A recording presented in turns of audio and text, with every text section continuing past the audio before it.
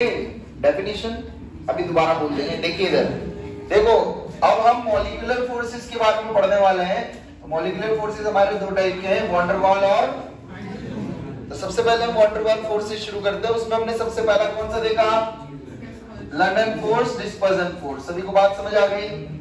अब देखो आपने जो हेडिंग लिखी उसमें क्या समझ आया, हमें पता भी है कि वॉन डेर वाल रेडियस हमने दो non reacting non polar species के बीच में चेक करी थी, याद है, या नॉन या दो नोबल गैसेस के बीच में, हाँ या ना। तो ऐसा मान लेते हैं कोई क्लोरीन का मॉलिक्यूल है वो उड़ रहा है, हाँ या ना। ये दूसरा क्लोरीन का मॉलिक्यूल है जो उड़ रहा है, इन दोनों के बीच में इंटरेक्शन होगा नहीं होगा, होगा।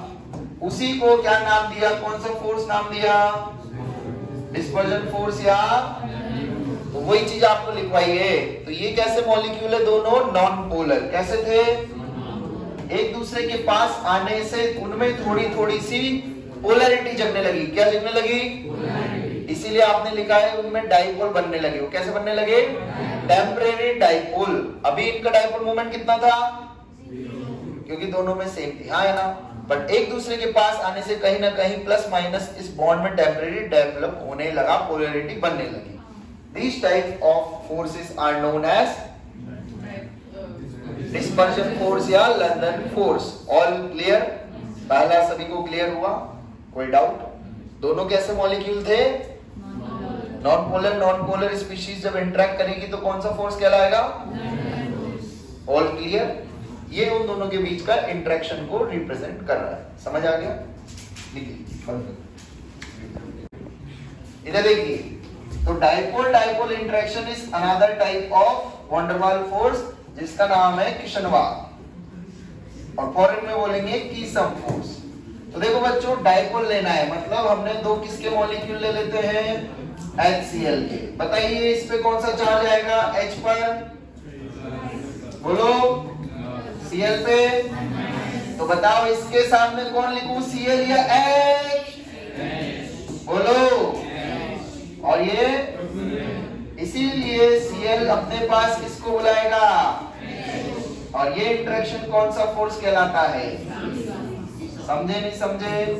तो बोलो इसमें परमानेंट डाइपोल होगा नहीं होगा,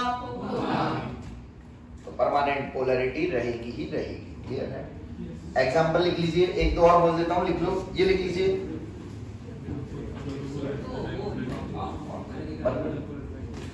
कंपाउंड फॉर्म नहीं करते ब्रो, जैसे आप घर पे गए, लिखिएगा थर्ड, लिखिएगा dipole, induced dipole, Debye force उसका नाम है, लिखा सबने, लिखिएगा। Interaction between polar and non polar molecule, interaction between polar and non polar molecule, interaction between polar and non polar molecule.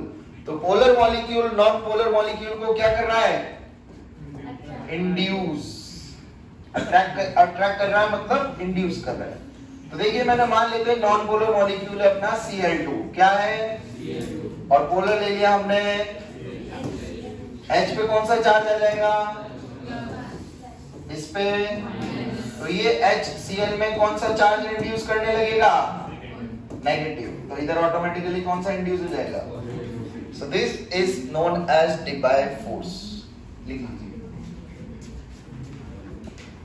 देखो अब आपके क्वेश्चंस आ सकते हैं ऐसे एग्जाम में, compare van der Waals forces की स्ट्रेंथ, क्योंकि ये सब इंटरमॉलिक्यूलर फोर्सेस मतलब इनडायरेक्टली कौन से फोर्स, तो आपको ऐसा क्वेश्चन मिल सकता है। तो ये सारे फैक्टर्स हैं जिनके बेसिस पे आप लोग कंपेयर कर सकते हैं, polarity, molecular mass, surface area, branch side chain. अब ये ब्रांच साइड चेन वाला फैक्टर थोड़ा सा आपके लिए भारी होगा अभी, क्योंकि ऑर्गेनिक से रिलेट होगा, आपको उसमें दिमाग नहीं लगाना, अभी वैसा क्वेश्चन आपको मिलेगा नहीं। नेक्स्ट बॉइलिंग पॉइंट, तो van der Waals force is directly proportional to boiling point, और इन सबके डायरेक्टली है। इतनी कहानी सबको समझ आई। अभी क्वेश्चन से तो इनमें देखो हम फैक्टर वाइज सोचते चलते हैं और दिमाग लगाते चलते हैं, देखें कैसा क्या होगा आंसर। पहले में क्या देखा आप लोगों ने, साइज, या फिर ऐसे भी सोच सकते थे, देखो गैस होती है, ये लिक्विड होता है और ये सॉलिड होता है, मेजरली यही होते हैं, आया ना। तो सबसे ज्यादा फोर्सेस किस में होते हैं, सॉलिड, लिक्विड या गैस, तो नॉर्मली ऐसे भी सोचा जा सकता है, मॉलिक्यूलर मास से भी सोच सकते हैं, साइज से भी सोच सकते हैं। कोई डाउट? अब इधर देखिए, नेक्स्ट वाला किससे देखा? बॉन्ड पोलैरिटी से। किससे देखे? बॉन्ड पोलैरिटी से। तो आंसर क्या आता? यही आता क्या या उल्टा आता? बोलो, उल्टा आता, हाँ या ना? तो फिर गड़बड़ हुई ना। तुम तो कह रहे थे बॉन्ड पोलैरिटी देखो, ए सबका सेम आ रहा है, ये बोला ना तुमने आंसर। अगर पोलैरिटी देखोगे या मॉलिक्यूलर मास, क्या देखोगे? बोलो बोलो, किसका वॉन टू वन फोर्स ज्यादा होगा? HCl, HBr, HI।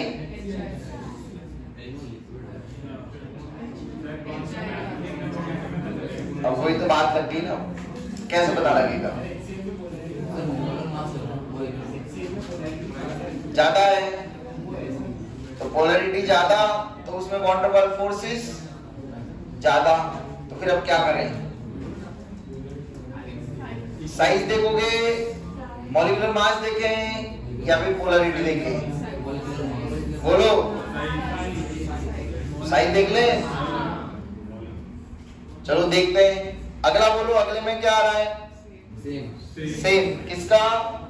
Ge silicon carbon, हाँ है ना? फिर ये भी ये रहेगा, क्योंकि यहाँ तो अपन मॉलिक्यूलर मास से डायरेक्टली इजीली कंपेयर कर पा रहे हैं। लास्ट वाले का भी। और इसका देखो, ऑर्गेनिक कंपाउंड कभी भी आए, ऑर्गेनिक कंपाउंड कभी भी आए तो मॉलिक्यूलर मास से कर लो। किससे कर लो? फटाफट से हो जाता है, हाँ या ना? तो क्या हो गया आंसर? ये हो जाएगा। कोई डाउट?